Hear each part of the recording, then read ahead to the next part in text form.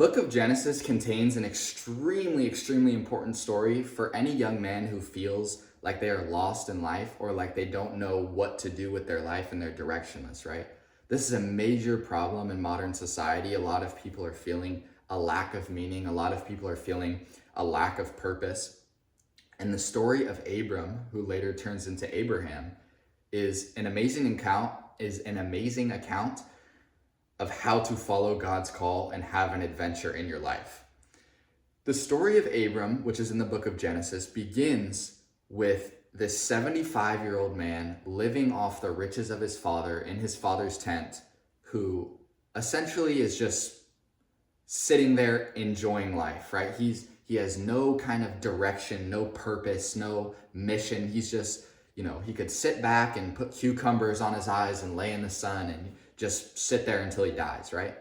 And that would be a path of comfort. That would be, some people might say, that wouldn't be so bad. I would like that.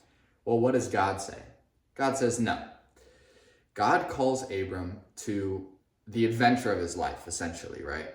And one thing that is extremely important to understand is we all have that same call that called out to Abram in our own lives, right? We have our conscience and we have calling.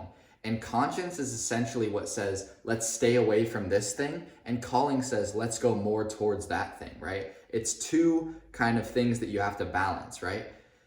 And so what does it mean to follow that? Well, what does Abram do? Abram says, okay, God, you know what? Let's do it, right? So God promises Abram, essentially, that God will become a blessing to himself. Abram will become a blessing to himself, to others. He will establish a reputation, and he will basically have a bunch of descendants who will, do their thing. And that seems like a pretty good deal, right? Hey, you follow the calling, you become a blessing to yourself, you become a blessing to others, and you make a lasting impact on the world that is meaningful. That sounds like a pretty good decision to me. Right? And so what does that actually mean, right? Because it's one thing to just say, follow your calling, but what does that mean?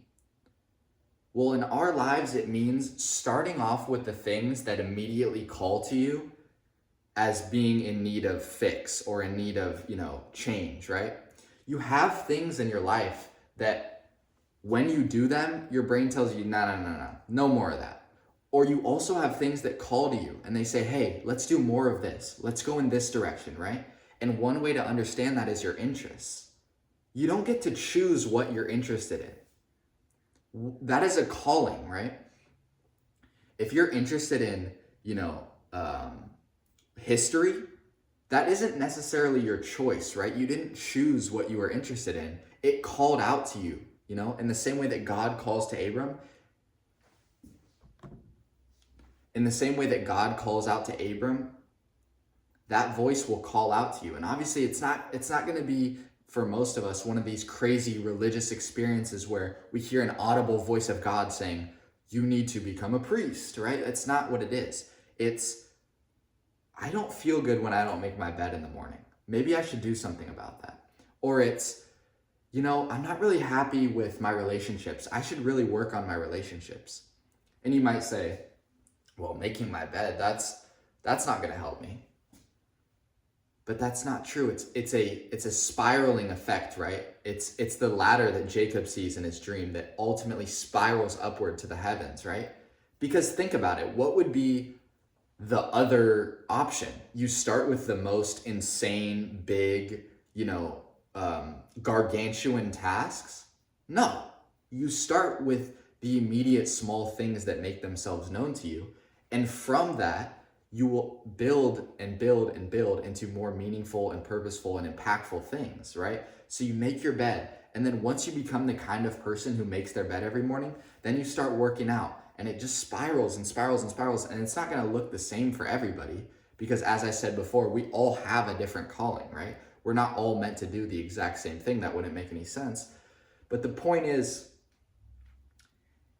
that we need to start with those small incremental steps and build up from there, right? Because the reason that most of us have never made any progress is because we think we have to start with the most crazy thing, right? We think, oh, making my bed, that's too beneath me, right? We don't have that humility that allows us to begin with something so simple, right? So as Jordan Peterson says, get your house in order, right? That's a fantastic way to start off this journey, is to just, clean up your house, right? Organize your drawers, make your bed, fold all your clothes, right? These things seem trivial, but they actually genuinely matter, and they're not easy to do, right? A lot of people will say, oh, make my bed, that's so easy. Have you tried it? Like, if you're not the kind of person who makes your bed, it's not very easy to do that, especially not consistently every single day. So anyways, that's what we get from that part of the passage. So Abram abides by God's calling, and he goes through the trials and tribulations, right? Of course, when we listen to the calling of God, it's not just, oh, we're just going straight up, everything's so easy, life is amazing. No, that's where Abram was before.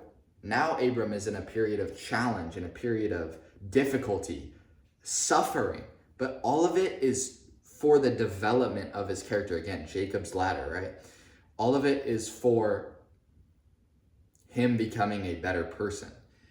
And so one interesting thing that Abram does throughout this journey is that every new location he sets out to, like Egypt and I believe Sodom as well, he builds an altar to the Lord and he sacrifices something, right? Or I don't know if he always sacrifices something, but he definitely builds an altar to the Lord. What does that mean? Whenever we enter into a new endeavor, we must reset our aim towards God. We must always understand, why am I doing this? What is the ultimate purpose of me doing this? Am I doing this just to gain power or pleasure or money or honor, right? The four things that, I believe it's Thomas Aquinas talks about. No, we must have our sights set on what is highest first and then focus on the task at hand. Because without that ultimate aim, we're doing it for no reason. So with every action, we must reset our aim. We must refocus on God, and therefore we are aiming at what is highest, and everything we do is for a reason, right? So Abram goes through these trials. He goes to Egypt. The Pharaoh sends plagues, God sends plagues on the Pharaoh, and Abram, he gets more wealth, and all these kind of things happen, right? His nephew gets captured, and Abram has to go and save his nephew. And all of these things are extremely intricate and detailed and have profound meanings, but that's not what I really want to get into in this video. This is more so about the story as a whole, right? So God calls out to Abram. Abram sets out on this adventure. He goes through trials and tribulations. He sacrifices at every single point in his journey. And what is the result? He becomes Abraham. And you might say, that's just a few letters different from his original name, right? Yes and no. It is obviously just a variation of his old name, but what does that signify, right? Because everything in the Bible, not everything, a lot of things in the Bible are meant to be understood from multiple different levels of analysis, right? So yes, okay, God blesses him with a new name, cool. What does that mean? He becomes a new person. He is so profoundly changed that his identity is new. He has a new identity under God, right? He is a new person. Same thing happens with his wife Sarai, who turns into Sarah. What does that mean? Well, when we set out on the journey, when we follow the calling of God, when we go through the proper challenges, when we make the proper sacrifices, we become a new person. When we sacrifice that old part of ourselves that's no longer worthy of this new person we are becoming, we completely change. We have a new identity. We're unrecognizable, right? And along with that, Abraham's descendants are many and they're blessed and all these kind of things, right?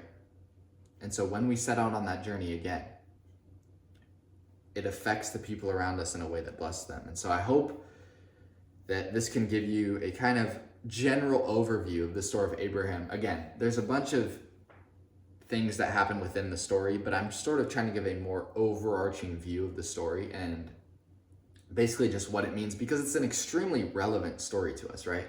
A lot of times, new readers of the Bible will kind of skip over these stories that are in Exodus and Genesis and Numbers and all this kind of stuff, and they'll focus more on the Gospels, which is great. But there is extreme value in these stories of the Old Testament, especially when you read into them and understand what they're trying to say. So, yeah,